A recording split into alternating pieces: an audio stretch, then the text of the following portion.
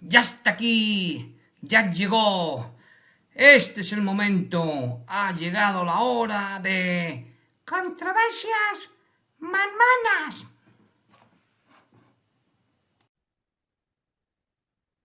Hola, mis estimados oyentes, mis controversianos. Gracias por estar ahí, por ver este vídeo, aunque llegue un poco tarde. La verdad es que he tenido dificultades este fin de semana, que es cuando grabo el programa. Bien, si así demora, hoy vamos a ver el siguiente episodio. Pero antes quiero extender mi solidaridad con el pueblo de Valencia, España, que han sufrido una fuerte dana y con inundaciones muy graves, eh, coches destrozados, porque se les llevó la riada de los ríos. Sí, ha habido hasta ahora hay 217 muertos y un número incalculable de desaparecidos que no se sabe el número porque no hay una cifra así, digamos, oficial, ya que mucha gente ha dado nombres de desaparecidos que luego sí que han aparecido, pero no han avisado de que han aparecido, entonces no hay una cifra exacta de desaparecidos aquí en España. Yo no vivo en Valencia, yo vivo más lejos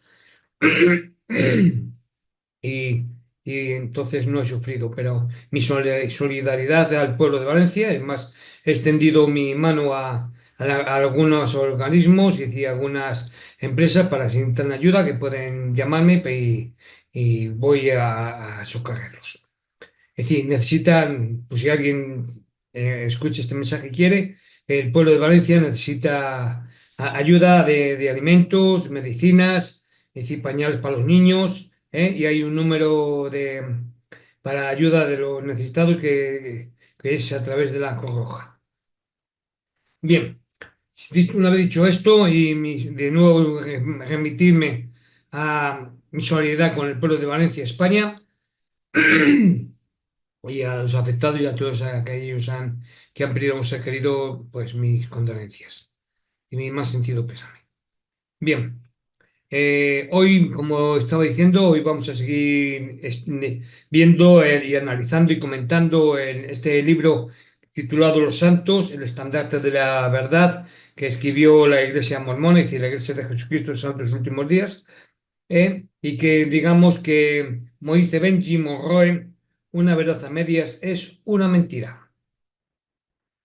Comencemos, capítulos. Hoy vamos a ver el capítulo 7 y 8.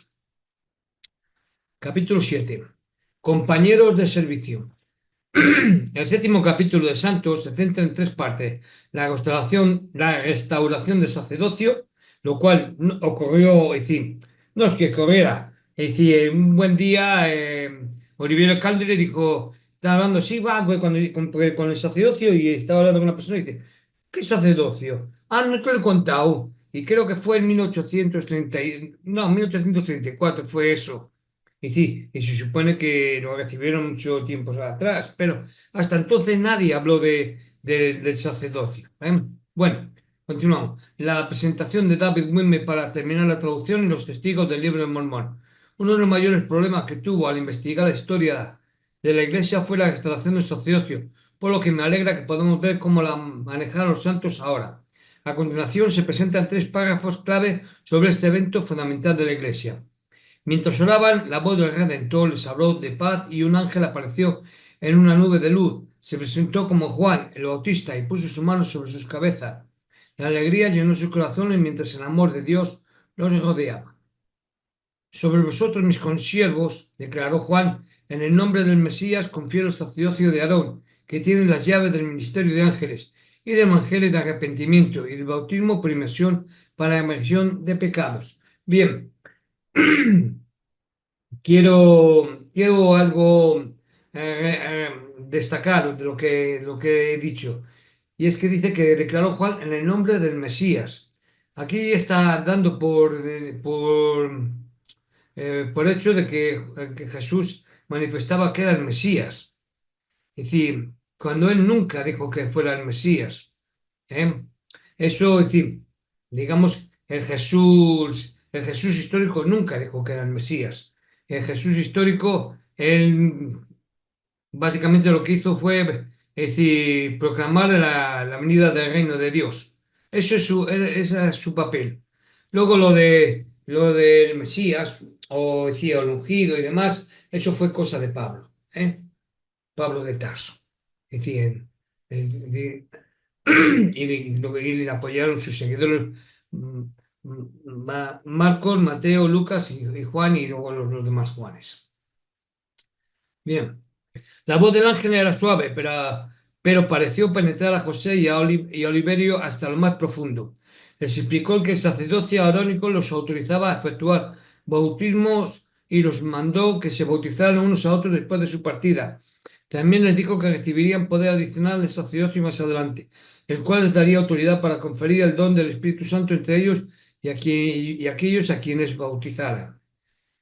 Bien, esto para mí crea una de verdadera controversia, porque Oliverio Calderi bautizó a José Smith y le confirió, y se supone, en la iglesia mormona, para aquellos que no lo sepan, es decir, se supone que te bautiza alguien que tiene por lo menos, que es presbítero, ¿eh? Es decir, a partir de los 16 años. Es decir, sacerdocio arónico en el oficio de presbítero. Bien, entonces te bautizas y después te confieren el sacerdocio. Pero aquí está diciendo que el ángel les conferió el sacerdocio antes de ser bautizados. Y después Oliverio Calder, que todavía no se había bautizado, bautizó a José Smith. Y José Smith bautizó luego a Oliverio Calder. Esta vez ya sí que se supone que estaba investido ya José Smith. Sí, para mí es decir, te doy el sacerdocio antes de que te bautices. No sé, para mí hubiera sido mejor que Juan el Bautista hubiera bautizado a José Smith y le hubiera puesto luego las manos, le hubiera confiado, es decir, le hubiera conferido el sacerdocio arónico en el oficio de presbítero y así luego él hubiera bautizado a Oliverio Calderi y le hubiera puesto las manos y le hubiera conferido el sacerdocio.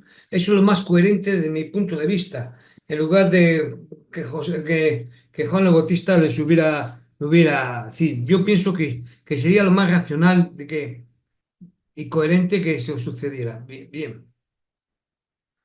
Bien, y luego continúa diciendo, también les dijo que recibirían poder adicional el sacerdocio más adelante, el cual les daría autoridad para conferir el don del Espíritu Santo entre ellos y a quienes bautizaran. El problema aquí es que la historia nos dice que esto simplemente no sucedió de esa manera, a menos que José Smith simplemente se olvidara de Juan el Bautista y del sacerdocio de Aarón en la revelación tal como se escribió originalmente. Detallamos este problema en nuestra, os detallo este problema tal como os lo he dicho, pero no hay absolutamente ninguna mención de que José recibiera la visita de Juan el Bautista hasta 1834, tal como lo he dicho antes.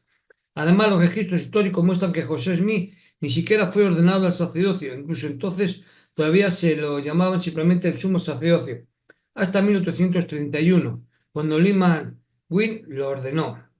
Esto está en Stone Rolling, páginas 157 y 158. No quiero insistir en el uso excesivo de los escritos de Lucy Math Smith para los santos, pero ni siquiera ella menciona este acontecimiento monumental en sus escritos o cartas y ningún miembro de la iglesia primitiva menciona que haya sucedido. Si Juan el Bautista vino a José y a Oliverio para ordenarlos al sacerdocio, ¿tiene sentido que no se lo dijera a nadie cuando iniciaron la iglesia en 1829? No pasa ninguna prueba de razón pensar que se lo guardarían para sí mismos. Y el hecho de que la revelación se revise en 1834 para añadir que Juan el Bautista estaba allí es una prueba más de que la historia de José no cuadra aquí. ¿Eh? Es decir, no lo sabía nadie hasta 1834. Ya te digo, con Oliverio Caldi se lo dijo a uno de los miembros y ¿qué? ¿Tienes socio? Ah, sí, es verdad, pasó esto. En fin, y si hubiera sucedido, yo pienso que hubiera sido de la forma que he comentado. Bien. En 1833 la Iglesia publicó el libro de mandamientos, hoy Doctrinas y Convenios, que fue el precursor de Doctrinas y Convenios, y era una recopilación de todas las revelaciones que José Mí había registrado hasta ese momento. Si Juan el Bautista hubiera restaurado el sacerdocio arónico en 1829, perdón, Eso también es lo que, esto es cierto. Habría estado en el libro de mandamientos, pero no se menciona ninguno de ellos en todo el libro. Nuevamente alentamos a todos los que lean esto a que lean nuestra, es decir, a que es decir, vean el vídeo vamos, de cuando habla acerca de la extracción del sacerdocio, para comprender cómo encaja esta historia con los documentos históricos y luego revisen los comentarios y lo tengan en cuenta, para comprender por qué no responden estas cuestiones que se plantean aquí. Sí, puede ver cómo las menciones de Juan el Bautista se incorporan en Doctrinas y Convenios mirando la página original del libro del mandamiento. Voy a compartir vosotros pantalla para que veáis a lo que me refiero, ¿eh? Y comprendáis. ¿Veis? A esto me refiero. Es decir, aquí es donde se añadió todo, ¿eh? Aquí es el capítulo 28, ¿eh? Un mandamiento a la Iglesia de Jesucristo en Harmony, Pensilvania, el 4 de septiembre de 1830. Y luego ves como aquí lo intentan incorporar, poniéndolo aquí, tal, igual. Bien, dejo de compartir pantalla.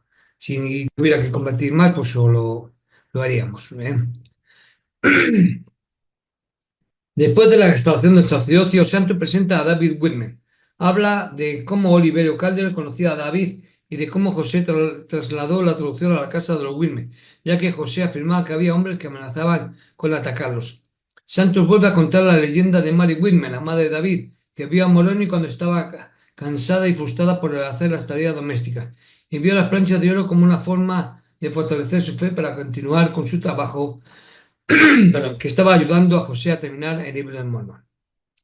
No vamos a dedicar mucho tiempo a esto, pero es necesario señalar que los relatos de esta historia son de David Whitman y de John Whitman, ambos dados 40 años después de que supuestamente sucedió y 22 años después de que ella falleció.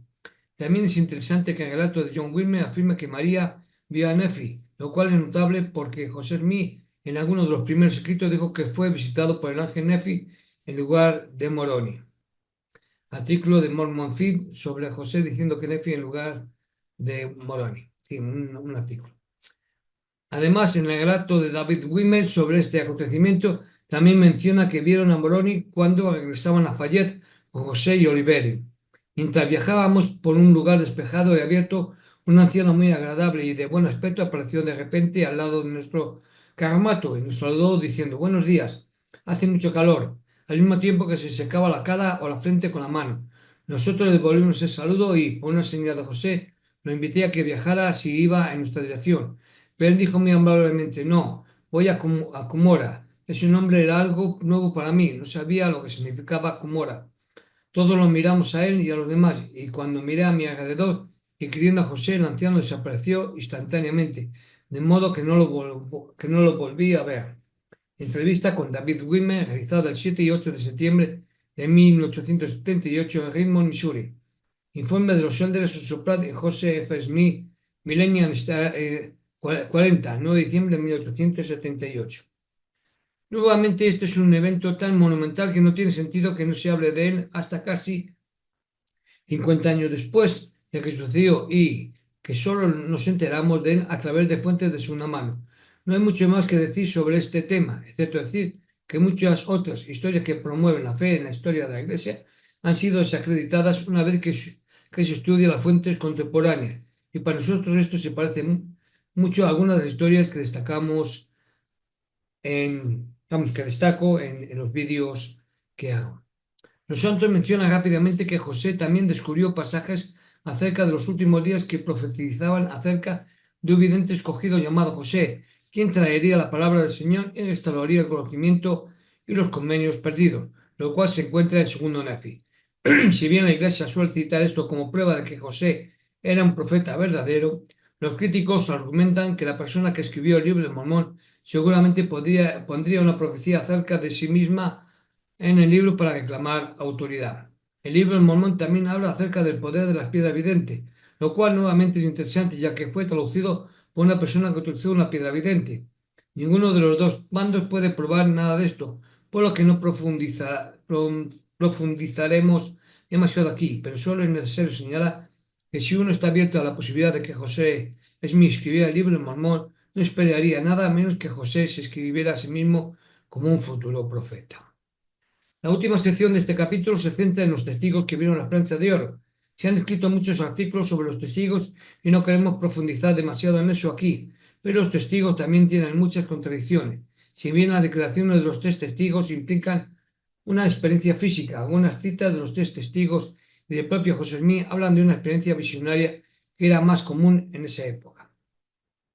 Se informó que Matty Harris dijo que él levantó las planchas repetidamente en una caja con solo un mantén o un pañuelo sobre ellas, pero nunca las vio, sino como si viera una ciudad a través de una montaña. Carta de Stephen Burnett al hermano Johnson, 15 de abril de 1838, en José Smith, Cartas de José Smith, libro de cartas de José Smith, página 2. También dijo en una entrevista que mientras oraba entré en un estado de trance y en ese estado vi al ángel y a las planchas. Mi entrevista a Matty Harris por Anthony Mercer, circa 1873-1874, en ediciones Vogel, Early Mormon, documentos mormones, en 2, 346 a 347.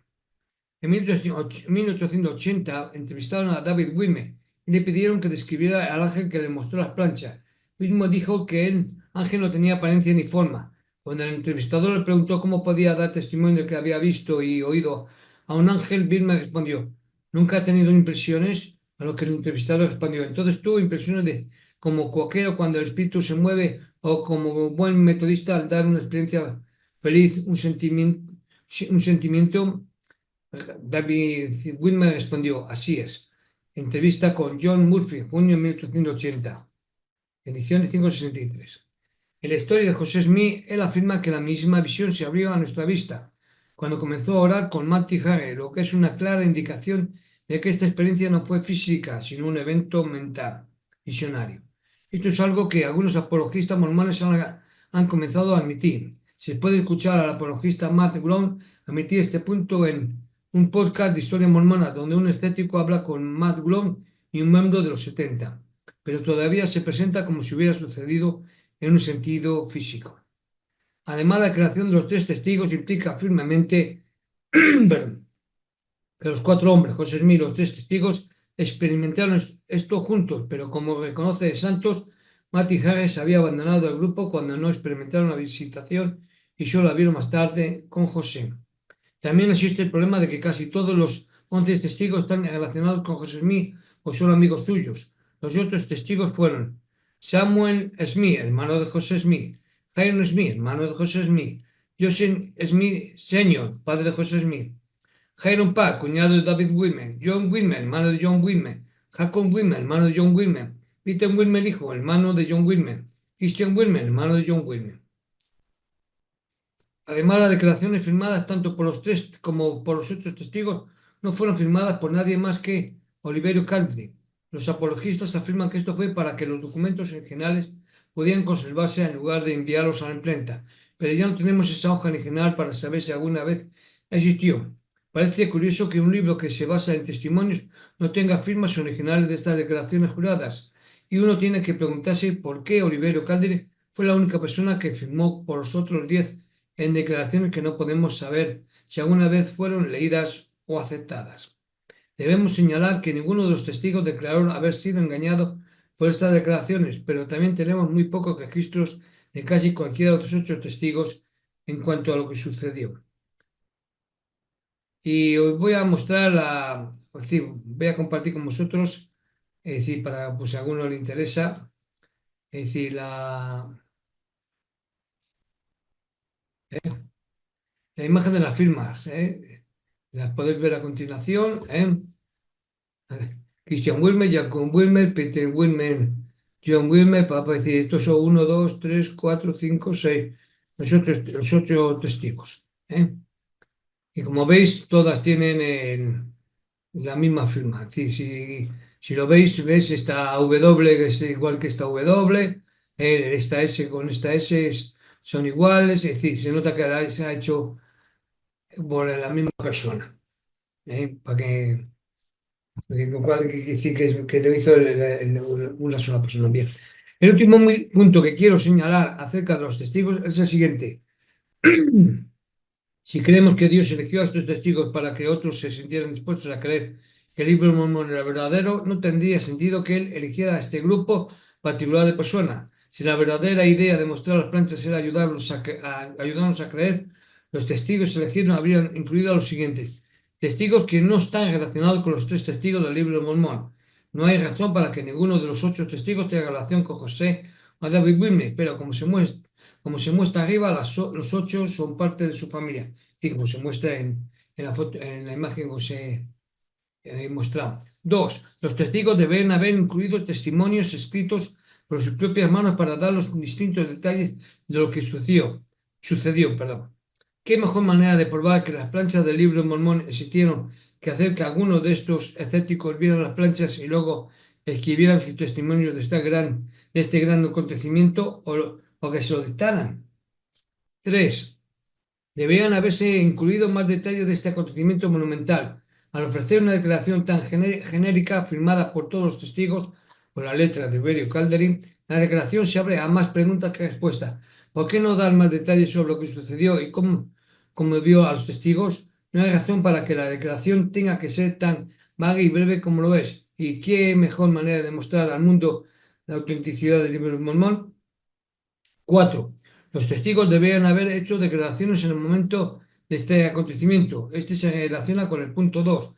Entonces debería haber habido escritores, periódicos, etcétera, externos a los que se les dio acceso a los testigos en ese momento para registrar este importante acontecimiento en la historia mormona. No tiene sentido que casi no tengamos ninguna opinión de los otros testigos sobre lo que sucedió y que tengamos tantos detalles contradictorios sobre si el acontecimiento fue visionario físico y qué elementos mostró el ángel. Y quinto, los 8 testigos deberían haber incluido a escépticos. Como sabemos por la lectura de estos primeros capítulos de Santos, José afirma que la gente observaba constantemente cada uno de sus movimientos con incredulidad. Además, ¿qué acontecimiento tan incuestionable sería si José incluyera a algunos líderes religiosos locales para que fueran testigos por sí mismos de la restauración del Evangelio? Con todas las cuestiones que rodean lo que vieron exactamente los testigos, habría sido una oportunidad increíble para que José Smith revelara esta gran restauración eligiendo testigos de diferentes orígenes, religiones y estatus. Si bien Santos no profundiza en cómo se eligieron exactamente los testigos, también evita cuidadosamente analizar las afirmaciones contradictorias sobre las cuestiones descritas anteriormente. En resumen, este capítulo se centra en algunos acontecimientos importantes de la historia mormona, la restauración del sacerdocio y los testigos, aunque hay evidencias tanto para los críticos como para los apologistas. Es importante señalar que Santos solo se centra en los argumentos apologistas utilizando las fuentes que se han correlacionado con la historia oficial de la Iglesia. Animo a todos los que tengan más preguntas a leer, y ver los vídeos que tengo hechos al respecto. Y bueno, y es decir, actualización 26.9. Una cosa que originalmente quería señalar y olvidé hacer fue este párrafo. En el registro se enteró de que Nefi amplió la profecía de Isaías acerca de un libro sellado que los hombres eruditos no podían leer. Mientras José leía la profecía, pensó en la entrevista de Matty Hay con el profesor Anton. En ella se afirmaba que solo Dios podía sacar el libro de la tierra y establecer la iglesia de Cristo en los últimos días. Bien, lo que Santos no menciona es que la referencia aquí fue escrita en el papel después de que el evento fue registrado originalmente, como se puede ver a continuación. En ese entonces la tinta era de color diferente. El texto está arriba y abajo el otro texto, y es difícil saber si está escrito con la misma letra. No sabemos exactamente qué pensar de esta edición del registro inicial, pero para una frase que casualmente cumple una profecía, definitivamente plantea preguntas sobre por qué se agregó, cuándo se agregó y quién agregó. Además, los escritores de Santos son muy conscientes de esta cuestión, pero siguen declarando que este incidente sucedió a pesar de que hay evidencia de que lo pone en duda. Y voy a mostrarlo a lo que se refiere para que que lo veáis una vez más. Se refiere a esto. Como veis, la tinta, si os fijáis, la tinta es diferente a la otra tinta. ¿Eh? Y, y básicamente no veo yo, sí, puede haber ser que lo escribiera la misma persona, porque aquí parece que sí, pero no puedo, no puedo afirmarlo. ¿Eh? Bueno, dejo de compartir y vamos al último punto. Capítulo 8. El surgimiento de la Iglesia de Dios. El comienzo del capítulo 8 se centra en el costo y las dificultades para imprimir el libro de Mormón. Santo nos menciona que originalmente el libro de Mormón estaba destinado a venderse a $1,75 por copia. Wayne Sentinel 1830. Y que la razón por la que Grandi no quería imprimirlo era porque creía que el libro no se vendería. Si bien Santos afirma que es porque Grandi creía que el libro era un fraude, lo cual probablemente era así, no menciona que Grandi le estaba diciendo a Harris que no perdiera su granja por un libro que no se vendería. Landing trabajó para distraer a Harris de su fanatismo persistente en esa especulación perdedora.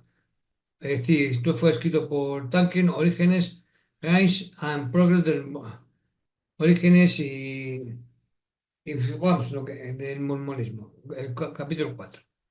Pero a pesar de los intentos de Grandin de disuadir a Harry de financiar el libro de Mormón, él aceptó aportarle el dinero. Sin embargo, los problemas se agravan cuando a Matt y Harry les resulta difícil encontrar a alguien que compre el libro. Los libros no se venderán porque a nadie los quiere, le dijo Harry a José Smith. The Ancient Jews, Joseph Canine, recolección de Early Mormon, historia del mormonismo. Estudios de la Universidad de Brigham Young, 17.1, 1976, 36, 37. Debido a esto, Harris tuvo dificultades para financiar la totalidad del costo de publicación del libro de Mormón, lo que llevó a José Smith a buscar una revelación para Martin Harris. Santos luego analiza cómo Martin Harris recibió una revelación para vender su propiedad para pagar la impresión del libro de Mormón, con solo el siguiente párrafo de Doctrinas y Convenios 19. No codiciarás tus bienes, dijo el Señor, sino que los darás libremente para la impresión del libro de Mormón. El Señor le aseguró a Martin que el libro contenía la verdadera palabra de Dios y que ayudaría a otros a creer en el Evangelio. Lo que Santos omite es que esta revelación amenazó directamente a Matty Harris si no pagaba por la impresión del libro de Mormón. Y miseria recibirás si menosprecias estos consejos, si la destrucción de ti mismo y de tu propiedad. Doctrinas y Convenios 19:33. Esto sigue a un versículo anterior de la revelación, donde se le dice a Matty Harris, por tanto te mando que te arrepiéntete, no sea que te hiera con la vara de mi boca, y con mi ira y con mi furor, y tus sufrimientos serán dolorosos. Cuán dolorosos no sabes, cuán intensos no sabes, sí, cuán difíciles de soportar no sabes. Doctrinas y Convenios 19:15. En realidad es bastante increíble leer la especificidad de toda la revelación a Martin Harris, especialmente versículos como da una parte de tu propiedad, sí, aún parte de tus tierras y todo excepto el sustento de tu familia, y paga la deuda que has contraído con el impresor. Libérate del cautiverio. Doctrinas y Convenios 19. Un tema que tratamos en nuestra página era el Ciguay. Un tema que ya hablé de ello cuando hablé acerca de Carta a un director del SEO. ¿Eh? Bien, José Smith no pudo conseguir el dinero para imprimir el libro Mormón incluso después que su revelación de vender los derechos de autor a Canadá fracasara y sabía que Martin Harris era su única oportunidad de conseguir el dinero. Sin embargo, Martin Harris dudaba en pagar toda la factura porque su esposa desconfiaba de José y el libro simplemente no se vendía, lo que llevó a una pronta revelación de Dios advirtiéndole a Martin que vendiera su propiedad para pagar la factura o enfrentar la destrucción tanto de su propiedad como de sí mismo.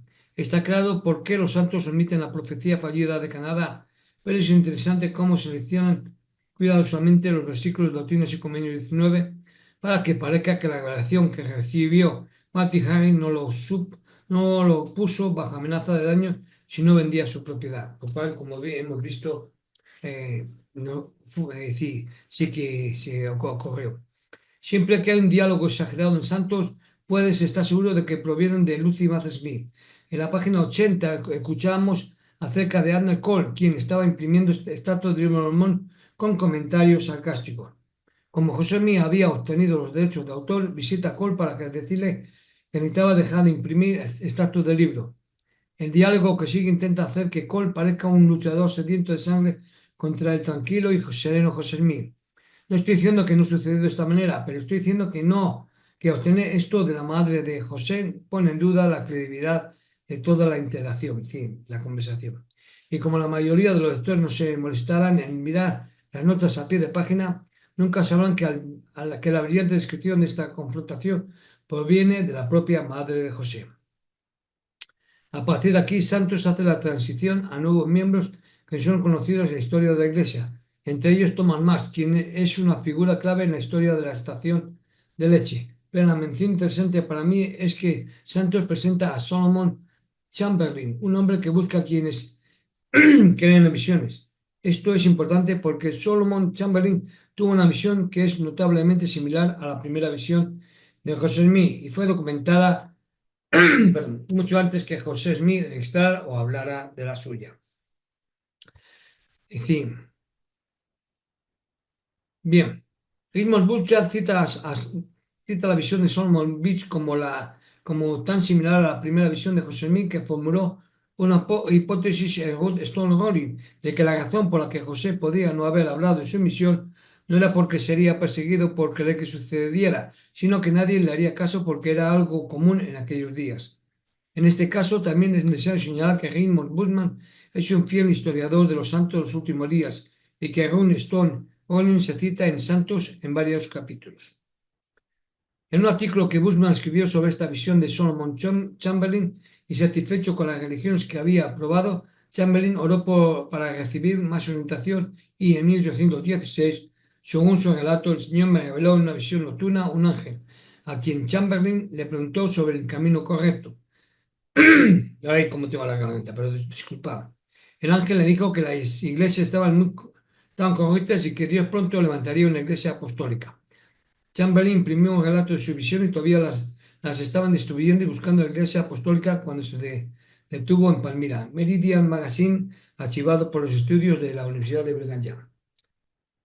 Hablamos de la capacidad de José Smith para incorporar otros materiales a la iglesia mormona como propios, y el hecho de que la familia Smith recibiera esta visión en 1829 es fundamental al pensar que en los relatos de José Smith sobre la primera visión que se escribieran años después.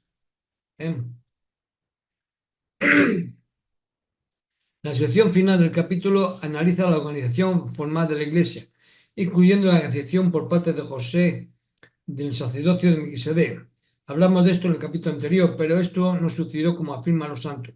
No se menciona en absoluto el sacerdocio de Melquisedec hasta 5 años después de que se afirman que ocurrió este acontecimiento, y Juan el Bautista fue incluido en la revelación años después de que José Smith la registrara originalmente. Bien, quiero puntualizar que José Smith utiliza otras fuentes disponibles para crear una teología santos últimos días tan importante como la restauración del sacerdocio. Los 3 niveles del cielo, la ceremonia del templo, las palabras de sabiduría, el libro de Abraham y más. Debido a las similitudes entre la visión de Chamberlain y lo que José escribiría unos años después, me sorprende mucho que los santos lo presenten en este capítulo, dejándose abiertos a esta comparación.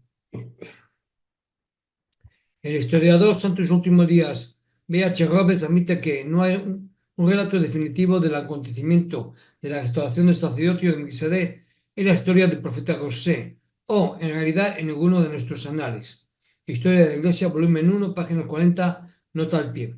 Richard Bushman dice con respecto a la adaptación de la revelación del sacerdocio que la aparición tardía de estos relatos plantea la posibilidad de una invención posterior. Esto está en Ron Stone Rolling. Si bien Bushman tiene un resultado que promueve la fe y no cree que estuviera inventado y que no cree que lo estuviera inventando la Iglesia, sí reconoce que José Smith fue ordenado al sacerdocio en 1831 por Lyman White, lo que plantea la pregunta de qué sucedió realmente en 1829 si necesitaba ser ordenado en 1831. Un Stone Rolling. Como señalamos en el capítulo anterior, animamos encarecidamente a todo aquel que esté interesado en los asuntos relacionados con la restauración del sacerdocio a que vea mis vídeos sobre ello. Ambos, es decir, en los vídeos se detallan cómo se modificó esta revelación años después para agregar el término sacerdocio de Melquisedec junto con la visita de Juan el Bautista, incluidas imágenes de la revelación del libro de mandamientos con los cambios marcados en la página. No se puede exagerar la importancia de la restauración del sacerdocio para la historia de la Iglesia, lo que hace que los problemas con la credibilidad de la restauración del sacerdocio sean un gran problema para la autoridad de la Iglesia. Ahora que el capítulo 7 está completo, la iglesia está organizada, el libro de Mormón está impreso y mañana comenzaremos la parte, en el siguiente vídeo comentaré en los siguientes capítulos. Nos vemos hasta entonces. Y bien, pues esto es básicamente el programa de hoy. Os doy las gracias a mis controversianos y también por todos aquellos que veis este vídeo. Os deseo buena semana, portaros bien. De nuevo reitero mi solidaridad con el pueblo de Valencia, España, y también doy las gracias a todos los voluntarios y a todos los que están ayudando para que retorne la normalidad a los pueblos y lugares afectados por la Dana, es decir, por las inundaciones y por esta catástrofe climatológica que ha acontecido. Buena semana, portaros bien, nos vemos. Adiós.